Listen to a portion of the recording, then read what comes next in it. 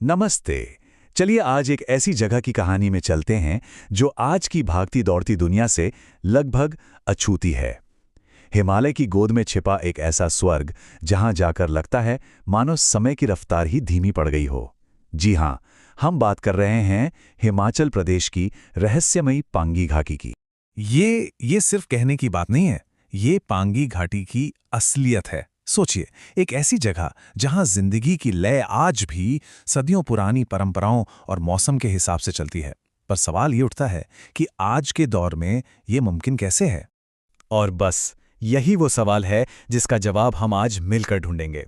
हम ये समझने की कोशिश करेंगे कि पांगी घाटी को समय का किला आखिर कहा क्यों जाता है, और वो कौन सी दीवारें हैं जो इसे दुनिया से सिर्फ अलग ही नहीं करती बल्कि इसकी आत्मा को भी बचाए रखती हैं।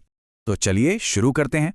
देखिए, पांगी घाटी का ये जो पूरा अनोखापन है ना, वो छिपा है इसके अलगाव में। सदियों तक दुनिया से लगभग कटा हुआ ये इलाका एक कुदरती किले जैसा है, जिसने अपनी पहचान को बड़े ही कमाल के तरीके से बचा कर रखा है। देखिए, इतिहास में पांगी हमेशा से ऐसा कटा हुआ नहीं था। एक जमाने में ये तिब्बत, लद्दाख और चंबा को जोड़ने वाला एक जरूरी रास्ता था। यहाँ किरात, दर्द और राजपूत समुदायों का असर रहा। लेकिन मजे की बात यह है कि इसकी जो मुश्किल भौगोलिक बनावट है, मतलब ऊंचे ऊंचे पहाड़, उसने इसे सदियों तक बाहरी दुनिया से लगभग काट दिया। और यही अलगाव, यही इसकी अनूठी संस्कृति को बचाने की चाबी बन गया। तो ये कुदरती किला असल में है क्या?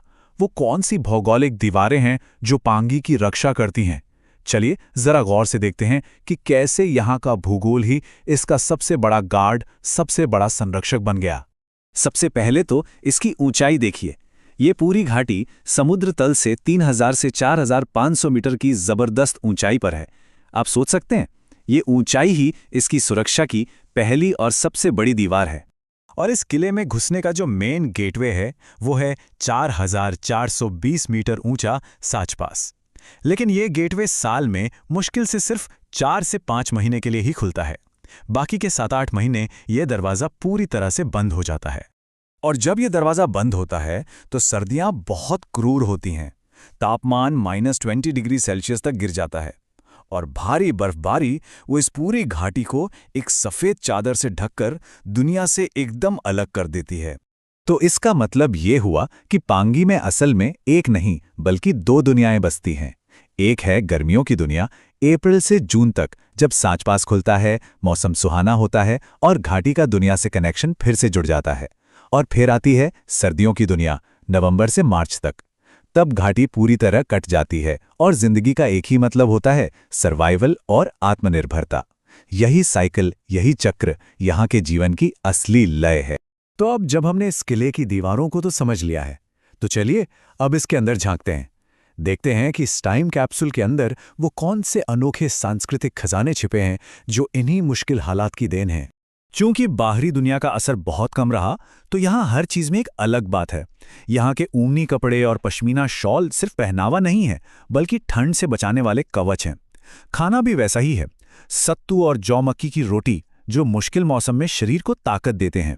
यहाँ घुरेई जैसा जोशीला लोक नृत्य है, जो लंबी और मुश्किल सर्दियों में लोगों को एक दूसरे से जोड़े रखता है। और लोगों की मिंधाल माता और घड़ासरू महादेव जैसे स्थानीय देवताओं में जो गहरी आस्था है, वो उन्हें हर मुश्किल से लड़ने की हिम्मत देती है। तो ये सब क्या बताता है? ये बताता है कि यहाँ के लोगों का जो स्वभाव है, मतलब उनका सरल, मेहनती और आत्मनिर्भर होना, ये कोई चॉइस नहीं बल्कि ज़रूरत है। जब कोई साल के आधे से ज़्यादा वक्त के लिए दुनिया से कट जाए, तो आत्मनिर्भरता और मेहनत तो सांसों में बस जाती है। यहाँ के भूगोल ने सिर्फ संस्कृति को ही नहीं बल्कि लोगों के किरदार को भी गढ़ा है। लेकिन सवाल यह है कि क्या ये किला हमेशा ऐसा ही रहेगा? अब जरा आज के वक्त में आते हैं और देखते हैं कि मॉडर्न दुनिया की धीमी दस्तक का पांगी पर क्या असर पड़ रहा है और इसका आने वाला कल कैसा हो सकता है। हाँ, बदलाव की एक धीमी लहर यहाँ तक पहुँच तो रही है। अब वहाँ स्कूल और हेल्थ सेंटर हैं, सीमित मोबाइल नेटवर्क ने बाहरी दुनिया से एक हल्की सी डोर जोड़ दी है, सोलर पावर से घर रोशनी हो रहे हैं। लेकिन अहम बात यह है कि ये विकास एक दो-धारी तलवार जैसा है। एक तरफ सुविधाएं हैं तो दूसरी तरफ उस अनूठेपन के लिए एक चुनौती भी है, जिसे सदियों के अकेलेपन ने संजो कर रखा है। और शायद यही बात इसे सबसे खास बनाती है। पांगी आज भी परंपरा और धीरे धीरे आ रहे बदलावों के बीच एक नाजुक संतुलन बनाए हुए है। आज भी ये अपनी सादगी और कुदरती खूबसूरती को बचाए हुए है और इसीलिए ये छिपा हुआ स्वर्ग कहलाता है। पर यह संतुलन कितना नाजुक है, ये तो आने वाला वक्त ही बताएगा। तो आखिर में हम पांगी घाटी को कैसे देखें? ये एक पहाड़ी किले के अंदर दफन टाइम कैप्सूल की तरह है। एक ऐसी जगह जहां के मुश्किल भूगोल ने एक पुराने दिल को उसकी असली धुन में धड़कने दिया, जबकि बाहर की दुनिया रफ्तार से बदलती चली गई। शायद ये घाटी हमें यही सिखाती है कि जिंदगी कितनी भी मुश्किल क्यों ना हो, वो कितनी खूबसूरती से फल फूल सकती है। ये हमें उस सादगी और अपनेपन की याद दिलाती है जिसे हम शायद अपनी तेज रफ्तार जिंदगी में कहीं बहुत पीछे छोड़ आए हैं। पांगी घाटी सिर्फ एक जगह नहीं है, ये एक एहसास है, एक अनुभव है।